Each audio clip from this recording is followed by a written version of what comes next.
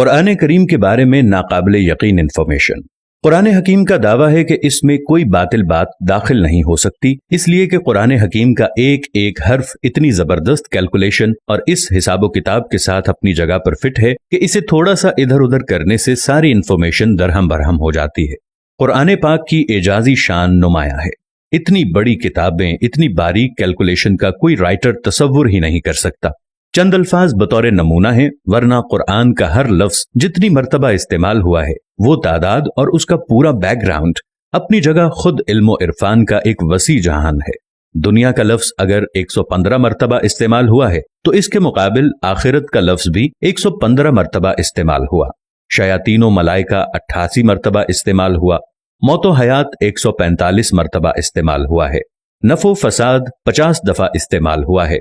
हजरो फसल 108 दफा इस्तेमाल हुआ। कुफ्रो ईमान 25 मर्तबा इस्तेमाल हुआ है। शहर 12 मर्तबा इस्तेमाल हुआ है, जो कि शहर का मतलब महीना और साल में 12 महीने होते हैं। और यौम का लफ्ज 360 मर्तबा इस्तेमाल हुआ है। इतनी बड़ी किताब में इस अददी मुनासबत का ख्याल रखना किसी भी इंसान मुसन्निफ के बस की बात नहीं है।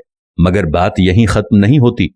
जदीद तरीन रिसर्च के मुताबिक कुरान हकीम के हिफाजती निजाम में 19 के अदद का बड़ा अमल दखल है।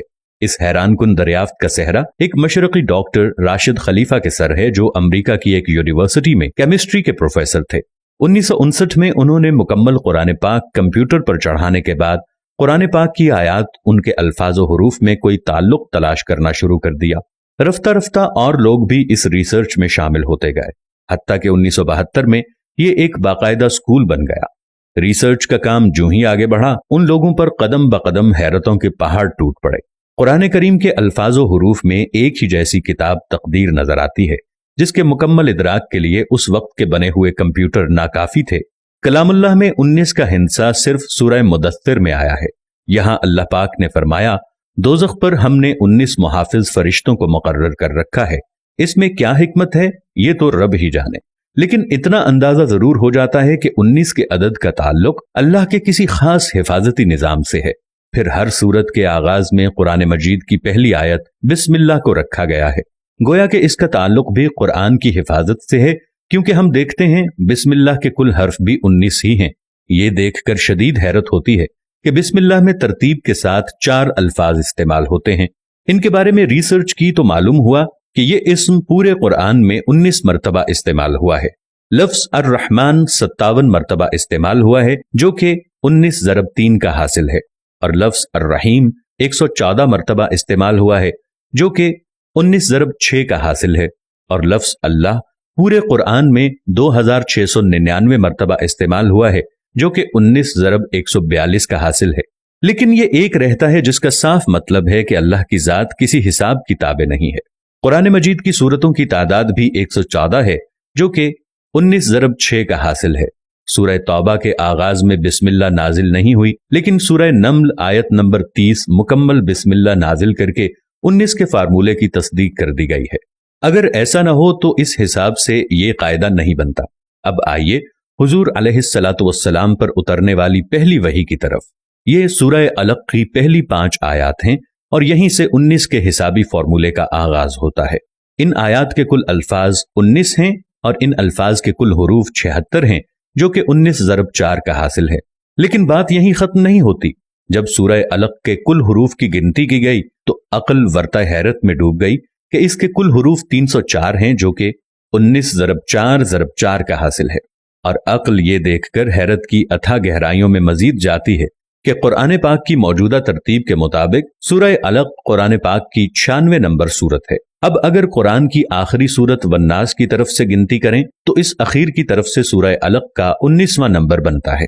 अगर कुरान की इब्तदा से देखें तो इस 96 नंबर सूरत से पहले 95 सूरतें हैं, जो ठीक 19 ज़रब 5 का हासिल है। इससे यह भी साबित होता है कि सूरतों के आगे पीछे तरतीब भी इंसानी नहीं बल्कि अल्लाह ताला के हिसाबी निजाम का ही एक हिस्सा है।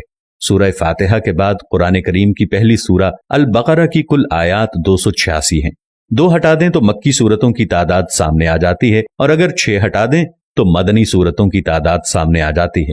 86 को 28 के साथ जमा करें तो कुल सूरतों की तादाद 114 है। आज जबकि अक्ल व खिरत को साइंसी तरक्की पर बड़ा नाज है, یہ قرآن اپنا چیلنج دہراتا ہے۔